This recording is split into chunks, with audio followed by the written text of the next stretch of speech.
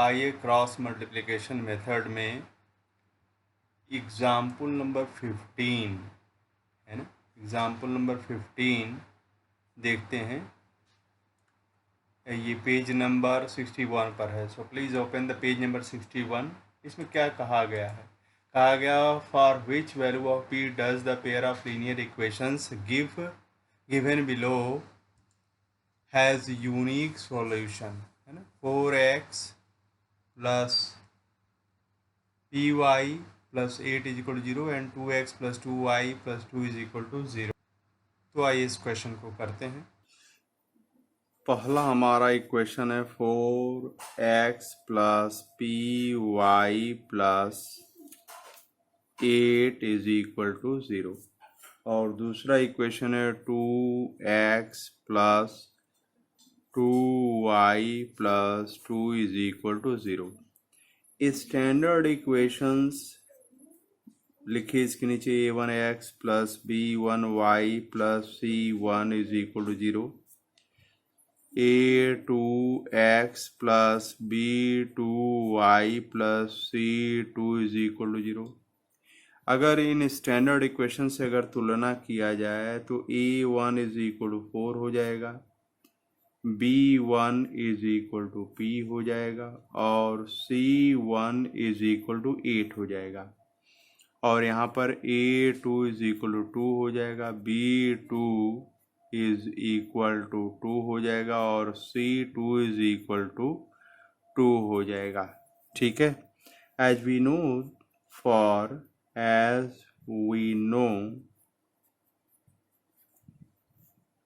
For unique solution, unique solution के लिए क्या कंडीशन होता है? a1 by a2 must not be is equal to b1 by b2। ठीक है ना। तो a1 यहाँ पर क्या है? 4 है, a2 क्या है? 2 है, is not equal to b1, b1 क्या है? p और b2 इज इक्वल टू 2 है। तो ये कट करके हल करेंगे तो p नॉट इक्वल टू 4 हो जाएगा। ये देखिए 2 कटेगा और ये इधर जाएगा तो 2 इंटू 2 इज इक्वल 4 हो जाएगा। तो जो p की वैल्यू होनी चाहिए वो कुछ भी हो सकती है, केवल 4 नहीं होनी चाहिए। ठीक है। So for unique solution, so for unique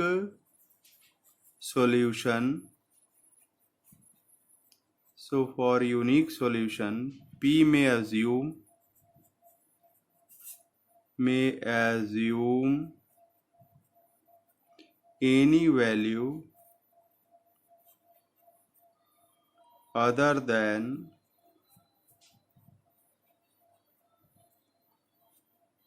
4।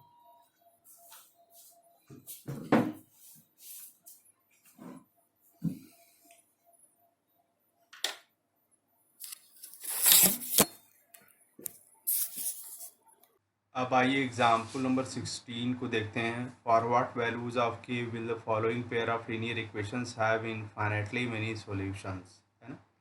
यहाँ पर के की किस वैल्यू के लिए ये दो जो लीनियर इक्वेशंस हैं वो इनफाइनाइटली मेनी सॉल्यूशंस रखेंगे। तो यहीं पर समझते हैं फॉर इनफाइनाइटली मेनी, अगर इसको स्टैंडर्ड इक्वेशन से अगर तुलना किया जाए, है ना।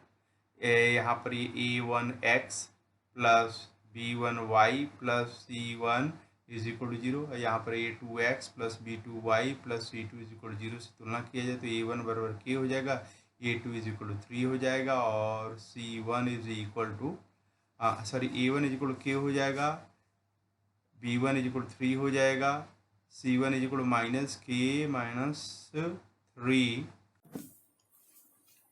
तो हमारे पास पहला इक्वेशन है कि x plus 3y minus k minus 3 is equal to 0 और दूसरा इक्वेशन है 12x plus ky minus k is equal to 0। अगर इसको standard equation a1x plus b1y plus c1 is equal to 0 और standard equation a2x plus b2y plus c2 is equal to 0 से अगर तुलना किया जाए तो a1 is equal to k हो जाएगा, b1 इज इक्वल टू 3 हो जाएगा, c1 is equal to minus k minus 3 के बराबर हो जाएगा, a2 इज इक्वल टू 12 हो जाएगा, b2 is equal to k हो जाएगा और c2 is equal to minus k हो जाएगा। ठीक है, तो अगर यहाँ पर हम जानते हैं कि इन्फाइनेटली मेनी सॉल्यूशन होने की कंडीशन क्या होती है ना, for having infinitely many solutions, for having infinitely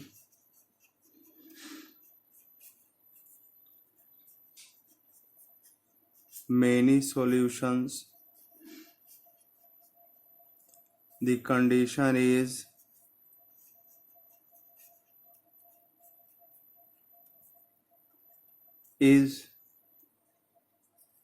a1 by a2 is equal to b1 by b2 is equal to c1 by c2। a1 क्या है k, a2 क्या है 12, b1 क्या है 3, b2 क्या है k, c1 क्या है माइनस k माइनस 3 और c2 क्या है माइनस k, तो बराबर क्या हो जाएगा k माइनस 3 हो जाएगा डिवाइडेड बाई k हो जाएगा। अब k by 12 is equal to k minus 3 by k अगर किया जाए, या पहले चलिए k by 12 is equal to 3 by k, तो this implies that k square is equal to 36 और 36 को आप लिख सकते हैं प्लस माइनस 6 का स्क्वायर, तो k बराबर क्या हो सकता है, k बराबर आपका प्लस 6 भी हो सकता है और माइनस 6 भी हो सकता है। ठीक है, अब अगर 3 by k is equal to k minus 3 by k लिया जाए, ठीक है, if 3 by k is equal to k minus 3 by k अगर लिया जाए तो यहाँ के कट गया, तो यहाँ पर हल करेंगे तो k इज इक्वल टू क्या हो गया 6 हो गया।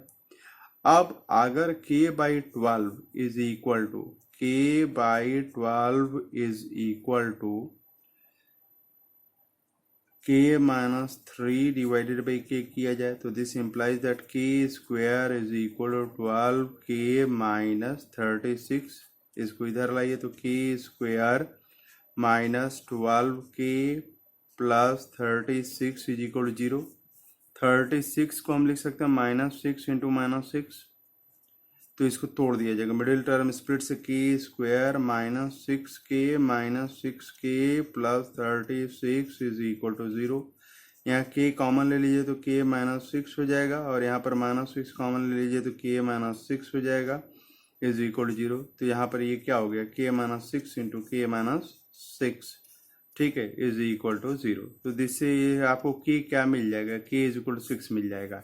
तो जो भी कॉम्बिनेशन ले रहे हैं उसमें k इज इक्वल टू 6 आ रहा है एज ए सोल्यूशन, यहाँ पर भी 6 आ रहा है, यहाँ पर प्लस 6 और माइनस 6 आ रहा है, यहाँ 6 आ रहा है, तो हमें वही फाइनल सोल्यूशन लेना है जो सबको सेटिस्फाई करे। तो k is equal to 6, therefore for k is equal to plus 6 the two equations, the two given equations will have infinitely many solutions, infinitely many solutions। ठीक है, तो आइए एक्सरसाइज 3.5 के क्वेश्चन नंबर 1 को देखते हैं। Which of the following pairs of linear equations has unique solution, no solution, or infinitely many solutions. In case there is a unique solution find it by using cross multiplication method. ठीक है, यहाँ पर pair of linear equations दिए गए हैं। पहले वाले part में देखिए यह लीनियर इक्वेशन और यह लीनियर इक्वेशन है। ठीक है, तो पहले तो आपको चेक करना है कि इसका सॉल्यूशन होगा कि नहीं।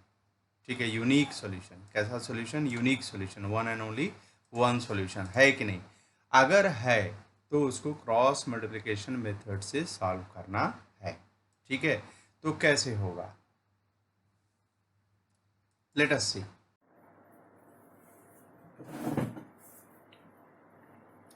फर्स्ट इक्वेशन को लेते हैं तो यह है x minus 3y minus 3 is equal to 0 और सेकेंड इक्वेशन है आपका 3x minus 9y minus 2 is equal to 0। यह एक्सरसाइज 3.5 का क्वेश्चन नंबर 1 का पार्ट नंबर 1 है। ठीक है, तो हमें पहले ही चेक करना है कि इसका सॉल्यूशन होगा कि नहीं। अगर सॉल्यूशन है तो क्रॉस मल्टीप्लिकेशन मेथड से चेक करना है और प्राप्त करना है। तो पहले इसको स्टैंडर्ड फॉर्मेट में लिख लिया जाए तो 1 into x plus minus 3 into y plus minus 3 is equal to 0। ठीक है, and this is 3 into x plus minus 9 into y plus minus 2 is equal to 0।